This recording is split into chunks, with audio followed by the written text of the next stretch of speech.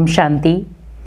आज हम अपने कर्मों से बहुत सारे लेसन सीख रहे हैं, क्योंकि हर कर्म हमें कोई ना कोई पाठ सिखा कर जा रहा है।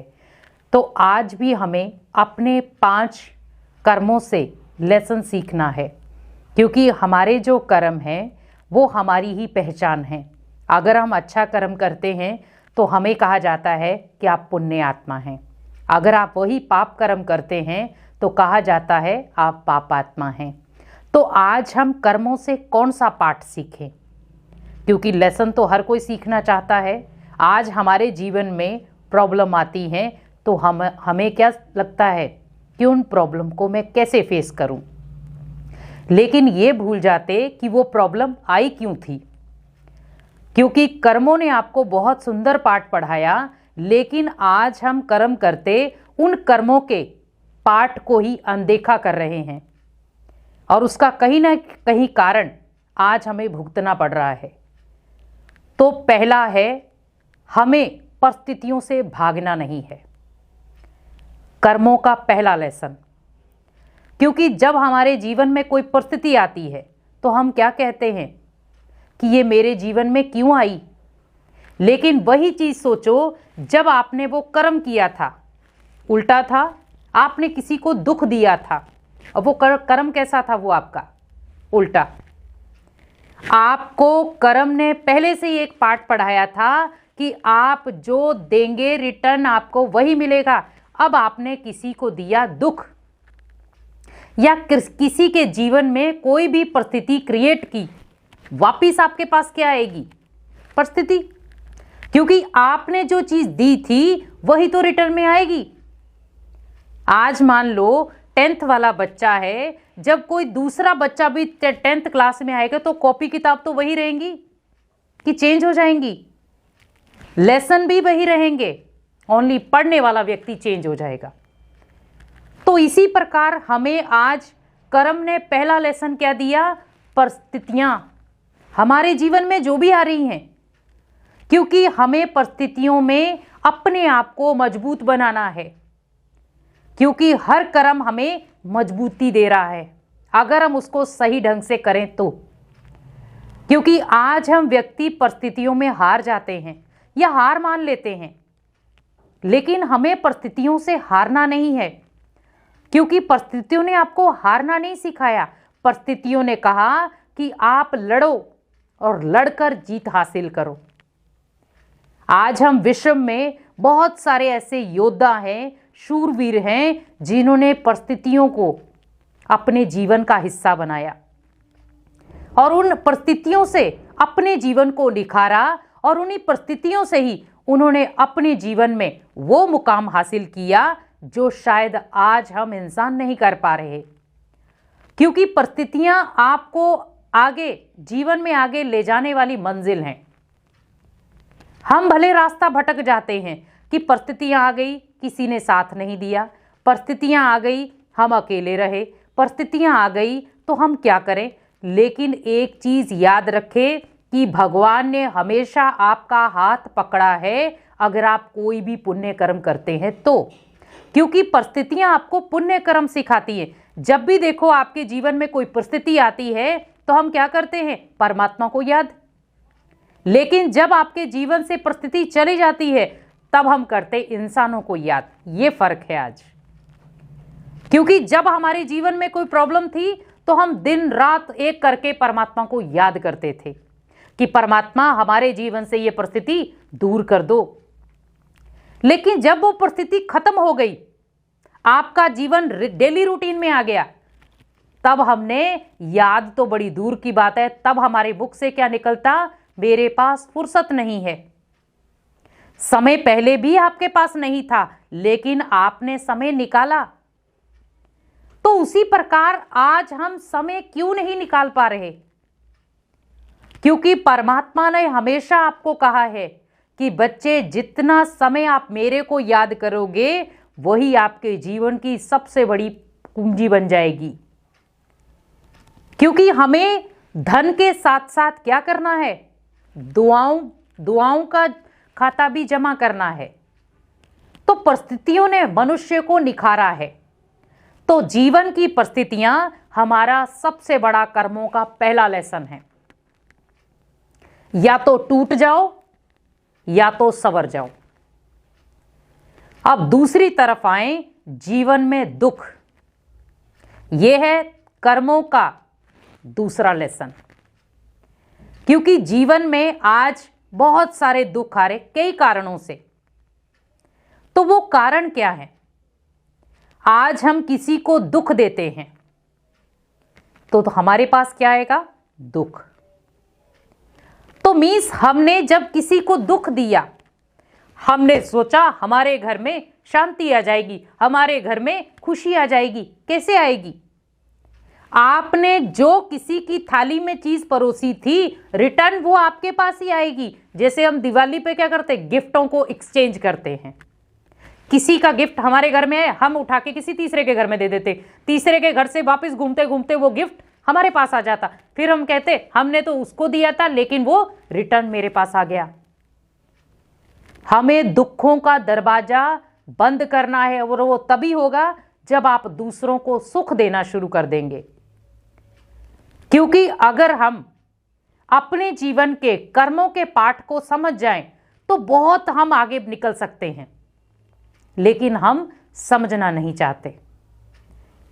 अगर इस समय भी अगर हम अपने कर्मों के पाठ से नहीं सीख पाए, कर्म जो हमें लेसन दे रहे हम नहीं सीख पाए, तो हमारा जीवन क्या हो जाएगा? तहस नहस हो जाएगा, और जो हम नहीं चाहते। इसीलिए दुखों को हमेशा अपने जीवन से दूर रखें।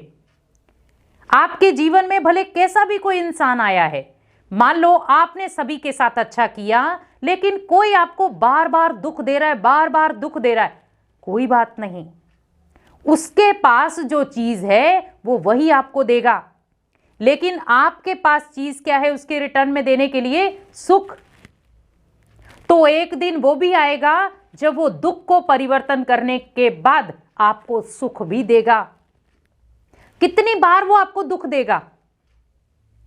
एक बार देगा, 2 बार देगा, 3 बार देगा, 1000 बार देगा, लेकिन वो एक दिन ये जरूर सोचेगा कि मैं हमेशा इस आत्मा को दुख देता रहा लेकिन इस आत्मा ने रिटर्न में कभी मेरे को दुख नहीं दिया। तो पछतावा आपको होगा या उस आत्मा को होगा? ये आप सोचो। क्योंकि आज हम कहीं ना कहीं किसी को, जरूरी नहीं है कि आज हम कर्मों से ही दुख दे रहे हैं, आज हम अपने बोल के आधार पर भी दुख दे रहे हैं। क्योंकि कहीं ना कहीं ऐसे कटाक्ष भरे बोल या कहीं ना कहीं ऐसे उलझे हुए बोल हम किसी भी इंसान को बोल देते हैं। एक होता है कि हमें थोड़ा सा किसी को सुधारने के लिए शिक्षाओं भरे बोल बोलने पड़ते हैं, लेकिन एक होता है गाली गलौज के बोल, एक होता है प्रॉपर तरीके से गंदे बोल, जो आज मानव की सोच को भी गंदा कर रहे हैं। क्योंकि कहीं ना कहीं आप बोल रहे हैं तो पहले आपने उसको सोचा है, फिर आपने बोला है। तो पहले गंदगी कहां आई? आपके माइंड में, फिर उसके बाद वो फिल्टर होके आपके मुख द्वारा दूसरे इंसान तक पहुंची। तो सोचो, आपका एक एक बोल, जहां पर आपके एक एक बोल का महत्व था, वहां उस बोल का महत्व क्या हो गया? खत्म। आपको कोई सुनना नहीं चाहता। तो हमें जीवन में क्या करना है? अपने बोल पर अटेंशन। क्योंकि अगर हमें अपने जीवन में सुखी बनना है तो हमें दुखी जीवन से या अपने दुख से बहुत सारे लेसन सीखने होंगे। क्योंकि दुखी इंसान अपने अंदर बहुत सारी पीड़ाओं को समेट कर रखता है और वो पीड़ाएं ही उसको मजबूत करती हैं। आज देखो, हम दादा अपने परदादाओं को देखते हैं, उन्होंने सर्दी गर्मी हर प्रकार के दुख सहन किए, पारिवारिक रूप से भी दुख सहन किए, लेकिन उन दुखों में भी उन्होंने अपने जीवन को निखारा। उनको किसी का सहारा नहीं मिला। आज तो फिर भी हमें देखो, साइंस के कितने सारे सहारे मिल गए, लेकिन उनके पास उस समय ना तो साइंस का सहारा था ना किसी मनुष्य आत्मा का, लेकिन उनकी सोच बहुत स्ट्रांग थी। तो सोच स्ट्रांग क्यों थी? क्योंकि उनको अंदर से अपने जीवन का पता था क्योंकि उन्होंने लेसन लिए हुए पहले से कि ये जीवन में दुख तो आएंगे, उनको महसूस ही नहीं होता। लेकिन आज देखो, आज हमारा बच्चा गिर जाता है, थोड़ी सी चोट लग जाती, मां ऑलरेडी दुखी हो जाती है। जब मैं उस लेसन को नहीं सीख पाई दुखों के, तो मैं अपने बच्चे को कैसा लेसन दूंगी। आज देखो, हम झुग्गी झोपड़ी वाले बच्चों को देखो, वो गिरते हैं, पड़ते हैं, कैसे भी मिट्टी में जाते हैं, लेकिन उनके शरीर उतने ही फिट हैं। और आज हम अपने बच्चों को रजाइयों के अंदर, एसी के अंदर या बेडों के ऊपर लेकर जा रहे, लेकिन आज हमारे बच्चे और उन बच्चों में अंतर क्या है? क्योंकि हमने उनको दुखों से लड़ना नहीं सिखाया। हमने हमेशा उनके जीवन में सुख ही सुख दिए, लेकिन जो वही बच्चा जब बड़ा होगा, बिजनेस करेगा या कोई भी प्रकार का कार्य करेगा, तो उसमें उसे यह जरूर याद आएगा कि अगर मैं उस समय इन दुखों को सहन कर लेता, तो शायद मुझे आज इन चीजों का सामना नहीं करना पड़ता। अब तीसरी चीज है उदासी। क्योंकि उदासी चीज ऐसी है जो आपको अनेक आत्माओं का दास बना सकती है। इसीलिए अपने जीवन में, क्योंकि उदास जीवन किसी को अच्छा नहीं लगता, क्योंकि उदासी भी हमारे जीवन का सबसे बड़ा लेसन है। आज देखो, हम जब किसी के घर में जाते हैं, अब कोई आपको मुरझाए हुए 3 फूल दे दे, क्या आप लेंगे? लेकिन मजबूरीवश आपको लेने पड़ेंगे। और हम क्या करेंगे कि अरे देखो, इसने फूल तो दिए लेकिन मुरझाए हुए। उदासी क्या है? कहीं ना कहीं आपके जीवन में मुरझाया हुआ क्षण। तो सोचो कि जब मुझे एक खिला हुआ मुरझाया हुआ फूल पसंद नहीं है, मुझे कौन सा फूल पसंद है? खिला हुआ। फिर हम क्या करते हैं? उस फूल को पास में लेकर आते हैं और उसकी खुशबू लेते हैं। तो हमें भी क्या करना है? अपने जीवन में इस उदासी के कांटे को बाहर फेंकना है, तभी हमारा जीवन एक मुस्कुराता हुआ फूल बनेगा। क्योंकि मुस्कुराता हुआ फूल वो तभी कहलाएगा जब हम अनेक प्रकार के कांटों को उससे आगे पीछे से हटा देंगे। क्योंकि आज हमारे जीवन में बहुत सारे कांटे आ रहे हैं, लेकिन हम जब किसी को फूल देते तो क्या करते हैं? सारे कांटों को हटा देते हैं। उसी प्रकार हमें उदासी से अपने जीवन को उभारना है। अब उदासी को मुझे किसमें परिवर्तन करना है? उमंग उत्साह में। क्योंकि जब जीवन में उमंग उत्साह आ जाएगा तो उदासी की जगह ही नहीं बचेगी। अब चौथी चीज है गुस्सा। क्योंकि आज गुस्सा भी हमारे कहीं ना कहीं कर्मों को खत्म कर रहा है। हम कई बार बिजनेस में ये शब्द जरूर यूज करते हैं कि हमें गुस्सा करना पड़ता है।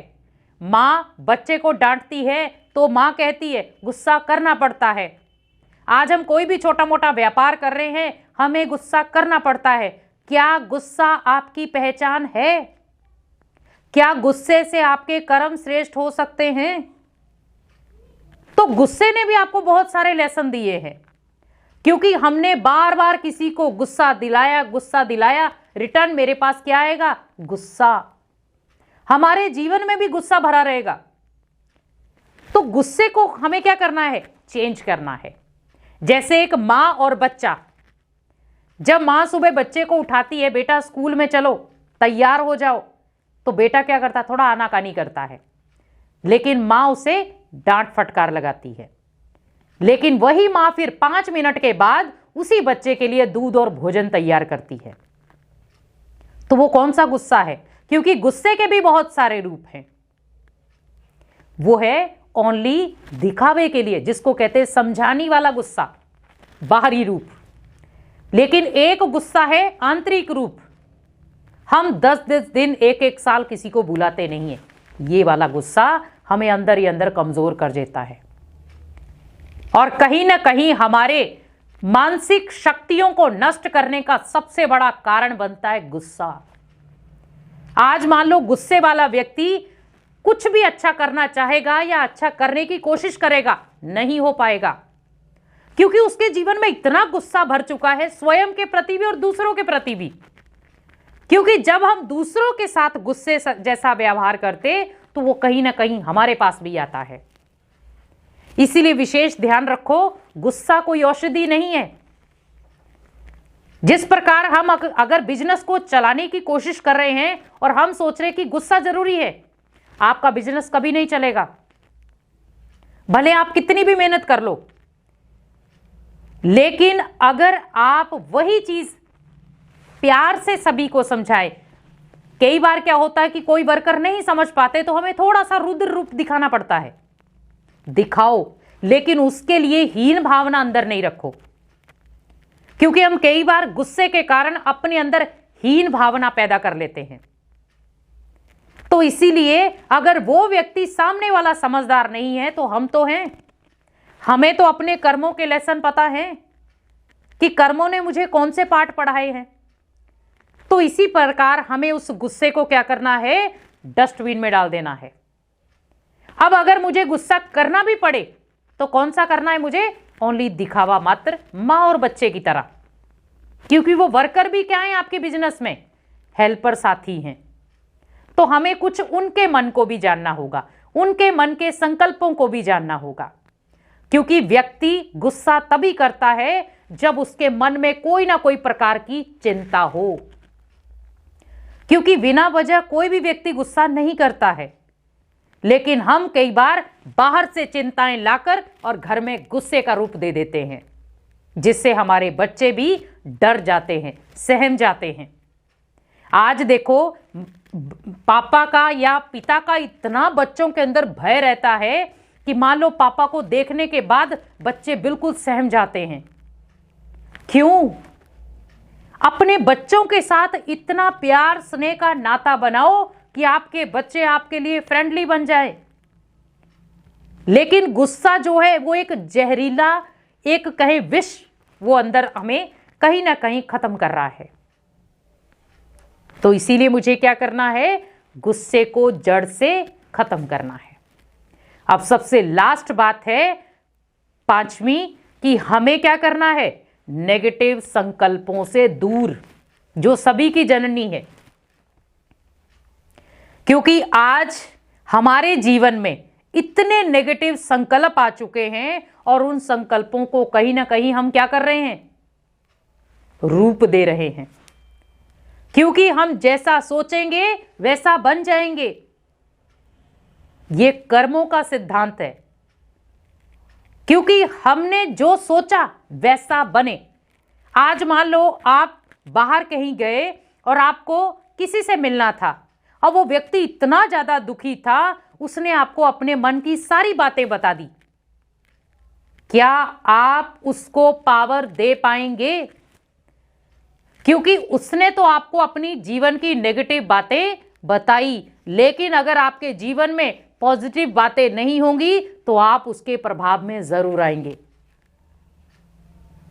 तो इसीलिए मुझे क्या करना है, नेगेटिविटी का जो रास्ता है, जो नेगेटिव हमारे जीवन में जो कर्म है, उनसे मुझे सीखना है। अपने नेगेटिव कर्मों का दरवाजा हमेशा बंद रखें, क्योंकि कर्म डायरेक्टली नहीं होते, पहले उन कर्मों को सोचा जाता है।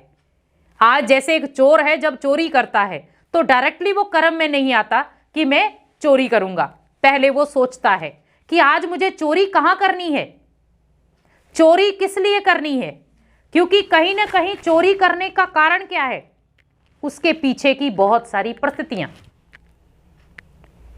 भले वो उल्टा रूप ले रहा है, लेकिन ये सोचो कि उसने नेगेटिव संकल्प पहले किया था, क्योंकि उन सभी नेगेटिव संकल्पों का सीधा तोड़ जो है वो क्या हो जाता, कहीं ना कहीं हमारे कर्मों को गलत कर देता। क्योंकि चोर ने भले चोरी की, भले किसी भी चीज के लिए की, लेकिन वो कर्मों के खाते में जमा हो गया, जिसको कहेंगे पाप का खाता। इसीलिए अपने जीवन में ये जो 5 चीजें हैं, इनसे आपको जरूर लेसन लेना है, क्योंकि यही हमारे कर्मों को श्रेष्ठ भी बनाएंगी और यही हमारे कर्मों को भ्रष्ट भी बनाएंगी। इसीलिए संकल्प वही रचो जो आपको श्रेष्ठ और पॉजिटिव बनाए, क्योंकि संकल्पों से ही आपके अनेक प्रकार के कारणों का निवारण आप कर सकते हैं। इसीलिए आपके जीवन में अगर पॉजिटिव संकल्प होंगे, या हम जो भी चीज़ों को लेने की कोशिश कर रहे हैं उनको विधि पूर्वक ले, लेकिन पहले कर्मों के लेसन को सीख ले कि रिटर्न ये हमें ही सिखाने आएगा और हमारे पास ये वापस लौट कर आएगा। इसीलिए चीज वही दे दूसरे को जो रिटर्न में आपके पास आए, तो आपके जीवन को हरा भरा कर दे। ओम शांति।